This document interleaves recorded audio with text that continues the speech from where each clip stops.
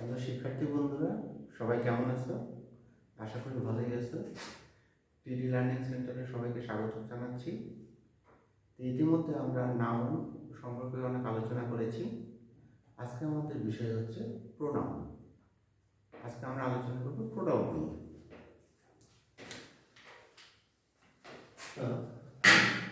Pronoun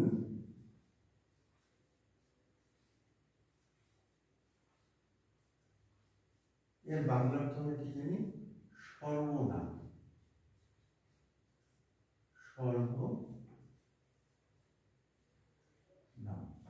সর্বনাম মানে কি? যে নামের পরিবর্তে যেটা ব্যবহার করা হয় সেটাই হচ্ছে সর্বনাম। তো আমাদের এই যে নামের পরিবর্তে এটা ব্যবহার করার দরকারটা কেন? হচ্ছে যে একটা প্যাসেজে বা একটা বাক্যে একঘেয়েমিতা যেটা দূর করা হয়, সেই জন্যই কিন্তু প্রোনাউনটা আবিষ্কার করা হয়। যেন আমি যদি বলি যে সৌমতা ভালো মেয়ে, সে ভালো মেয়েদের সাথে খেলাধুলা করে, সে নিয়মিত পড়াশোনা সৌমতা নিয়মিত পড়াশোনা করে, এরকম বারবার যদি সৌমতা বলি তাহলে এখানটায় মানে একটা বাক্য নষ্ট হয়ে যায়, একটা বাক্যের একঘেয়েমিতা চলে আসে। তাহলে এই একঘেয়েমিতা দূর করার জন্য আমরা কী করি? যে তখন বলি যে সৌম্যতা ভালো মেয়ে, সে ভালো মেয়েদের সাথে খেলাধুলা করে, সে ভালো এসব মনোযোগ দিয়ে পড়াশোনা করে। এই যে সৌম্যতার পরিবর্তে যে সে কথাটা ব্যবহার করছি, সেটাই হচ্ছে প্রোনাউন। তা আমরা সবাই জানি যে অনেকেই ভুলটা করে যে প্রো আর প্রি। প্রো মানে হচ্ছে পরিবর্তে, আর প্রি মানে হচ্ছে পূর্বে। এই দুটো তোমাদের সবসময় মনে রাখতে হবে। প্রো মানে হচ্ছে পরিবর্তে,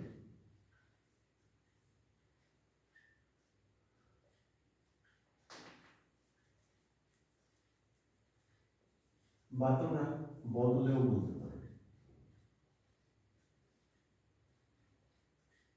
আর প্রি মানে হচ্ছে আগে বা পূর্বে।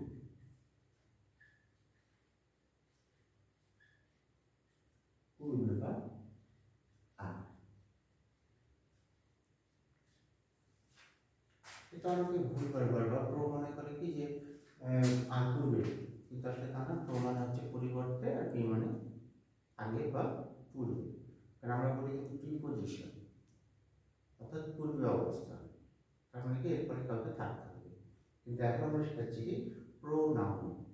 কারণ স্বভাবতই বাংলা থেকে আমরা বুঝতে পারতেছি যে নাউনের পরিবর্তে যা কিছু ব্যবহার করা হয় সেটাই হচ্ছে প্রোনাউন। তো প্রোনাউন কি? যে নাউনের পরিবর্তে আমরা যা কিছু ব্যবহার করি সেটাই প্রোনাউন। তা প্রোনাউনকে মূলত 8 ভাগে ভাগ করা হয়। আমরা প্রোনাউনের ক্লাসিফিকেশনে যাই, প্রোনাউনকে আমরা 8 ভাগে ভাগ করি। কি কি আছে? প্রথমটা হচ্ছে পার্সোনাল প্রোনাউন। আজকে আমরা প্রথম পার্সোনাল প্রোনাউন নিয়েই আলোচনা করব।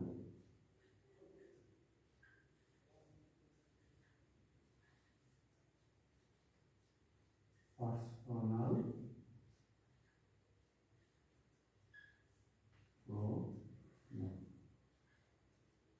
পার্সোনাল প্রোনাউনটা হচ্ছে যে ব্যক্তির পরিবর্তে যেটা ব্যবহার করা হয়। ব্যক্তি, বস্তু, প্রাণী, নামের পরিবর্তে যেটা ব্যবহার করি সেটাই হচ্ছে পার্সোনাল প্রোনাউন। ঠিক আছে?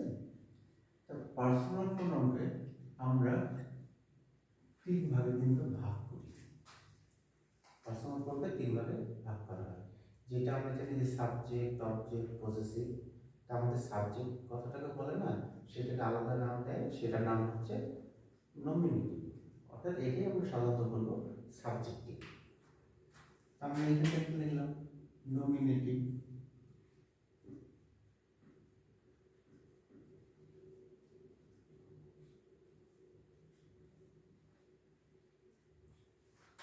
অবজেক্টিভ।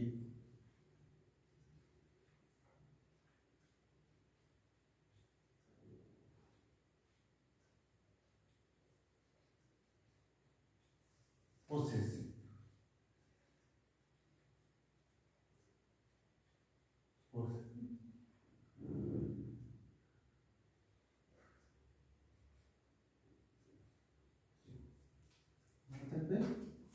তাহলে আমরা মূলত পার্সোনাল প্রোনাউনকে তিনটা ভাগে ভাগ করেছি, একটা হচ্ছে নমিনেটিভ, একটা সাবজেক্টিভ, একটা অবজেক্টিভ, একটা পসেসিভ। এখন কোনটা কি এটা তো মুখস্থ রাখা তো অনেক কঠিন। তাই সহজ পদ্ধতিটা হচ্ছে তোমরা প্রশ্ন করো, কে দিয়ে প্রশ্ন করলে যা পাবে, কে দিয়ে সেটা হচ্ছে নমিনেটিভ। কাকে দিয়ে প্রশ্ন করলে যা পাবে সেটা হচ্ছে অবজেক্টিভ। আর কার দিয়ে প্রশ্ন করলে যা পাবে সেটা হবে পসেসিভ। তো সবসময় তোমাদের মনে রাখতে হবে কে, কাকে, কার। আমি জাস্ট একটা উদাহরণ করে দিই। ধরো ধরুন যে প্রথমে প্রণাম হলো কে, আমি, আই। তাহলে অবজেক্টিভ কি হবে? কাকে, অর্থাৎ আমাকে, মি। কার, আমার। এখানে কিন্তু আমরা মাই লিখতে পারবো না, এখানে লিখতে হবে মাই। অনেকে আমরা মনে করি যে মাইটাই মনে হয় প্রোনাউন, আসলে তা না। মাইটা হয়ে যাচ্ছে কিন্তু অ্যাডজেক্টিভ। কারণ অ্যাডজেক্টিভে একটা শর্ত আছে যে এরপরে কোনো না কোনো নাউন বসে। তাই যখন আমরা মাই বলি তখন কিন্তু এরপরে অটোমেটিক্যালি কিন্তু একটা নাউন চলে আসে, কিন্তু মাইন্ড বললে কিন্তু কোনো নাউন আসবে না, যার শুধু মাইন্ড বসবে। যেমন যদি বলি যে এটি আমার কলম, তখন ইংরেজিতে বলতে কি দিস ইজ মাই পেন। তাহলে এক্ষেত্রে পেনটা যেহেতু চলে আসছে সেই জন্য মাইটা হয়ে যাচ্ছে অ্যাডজেক্টিভ। কিন্তু যদি বলি এই কলমটি আমার, তখন কিন্তু বলতে হবে দিস পেন ইজ মাইন। এই কলমটি আমার। এখন মাইনের পর কিন্তু কিছু নেই, কোনো নাউন নেই, সেই জন্য এর মাইনটা হয়ে যাবে প্রোনাউন। মনে থাকবে সবার? তারপর দেখো কে, তুমি। কাকে, তোমাকে। কার, তোমার।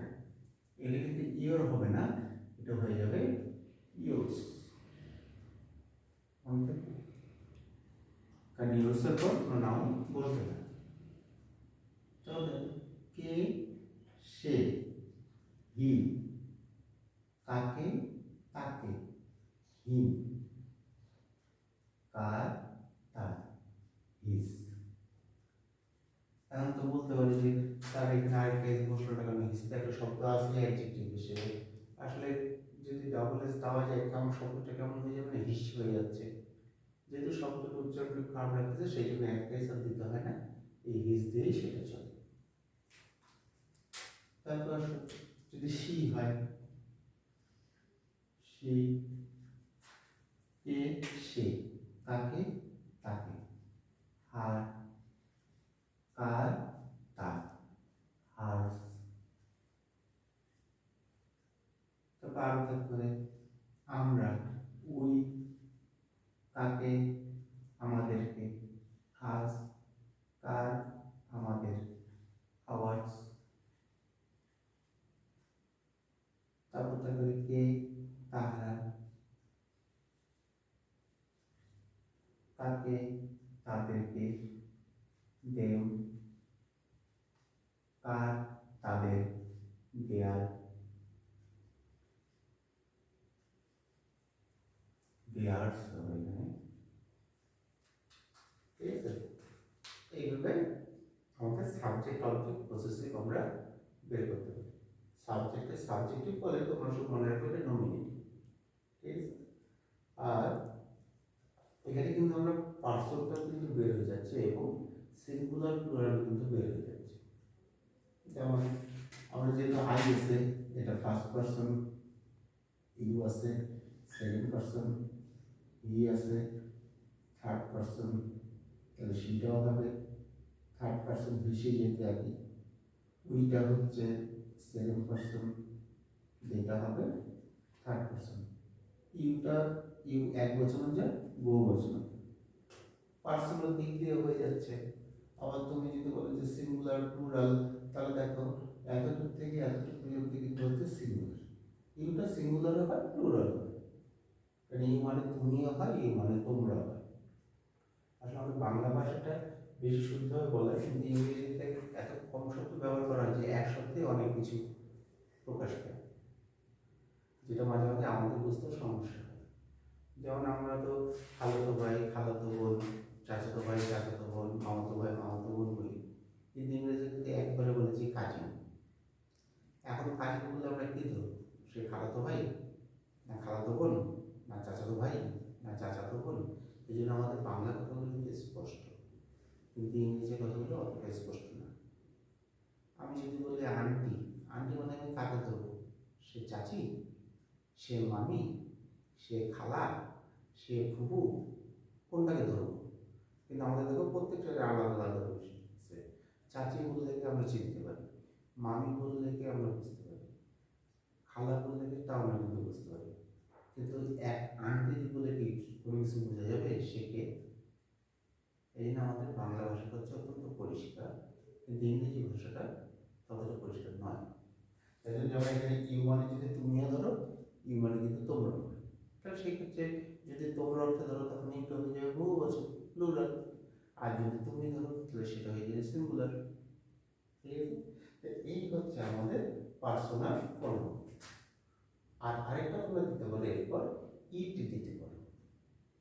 সাবজেক্ট নমিনেটিভে তোমরা লিখতে পারো ইট, অবজেক্টিভে হবে ইট, আর পসেসিভে হবে ইটস। তবে অবশ্যই সেখানে কিন্তু অ্যাপোস্ট্রফি দিবে না। অ্যাপোস্ট্রফির অর্থটা হচ্ছে ইট ইজ হয়ে যাবে। তবে অ্যাপোস্ট্রফি না দিয়ে ডাইরেক্ট লিখবে ইটস। আমি একটু সাইডে লিখে রাখছি, ইট, ইট, ইটস। তার মানে তোমাদের কাছে পার্সোনাল প্রোনাউনটা পরিষ্কার। তবে সবসময় দেখবে যে অনেক সময় দেখা যায় কি যে প্রোনাউনগুলো অ্যাডজেক্টিভও হয়।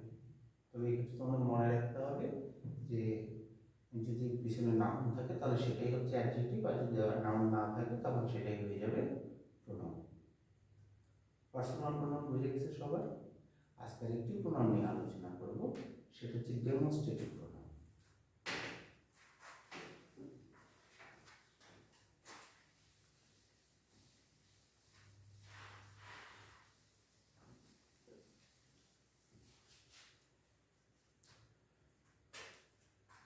এবার হচ্ছে 2 নম্বর হচ্ছে ডেমনস্ট্রেটিভ।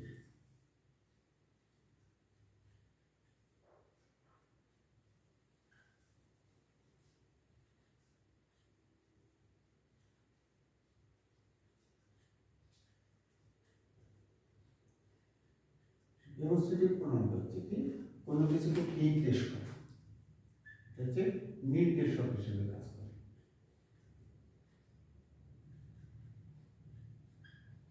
নির্দেশক, নির্দেশক বলতে কি অর্থাৎ আমরা আঙ্গুল দিয়ে যা দেখাই, এই এটি ওটি এইগুলি ওইগুলি একটু আঙ্গুল দিয়ে দেখানো হয় না, অর্থাৎ নির্দেশ করতেছি, সেটাই হচ্ছে ডেমনস্ট্রেটিভ প্রোনাউন। তাহলে ডেমনস্ট্রেটিভ প্রোনাউন মূলত কি কি আসতে পারে? একটা হতে পারে দিস, একটা হতে পারে দ্যাট, একটা হতে পারে দিস,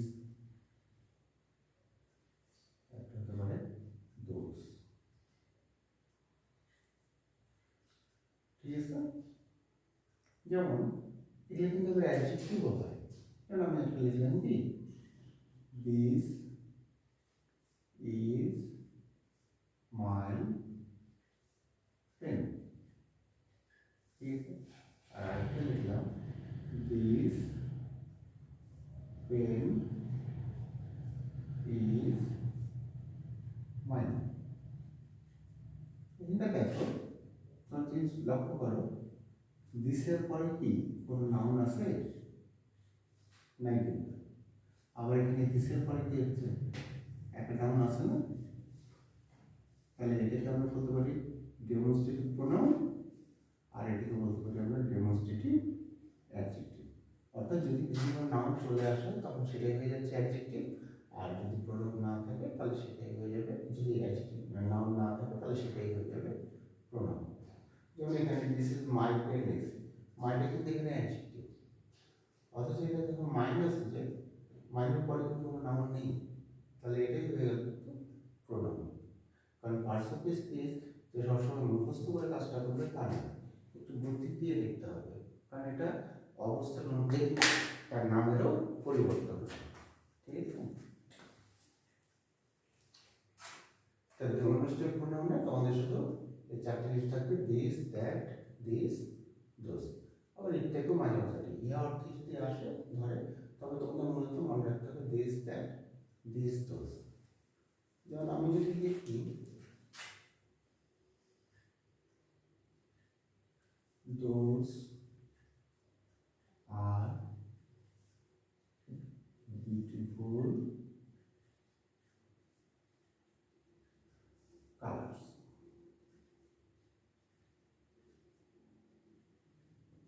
আরেকটা লিখলাম দোজ কালার্স আর বিউটিফুল।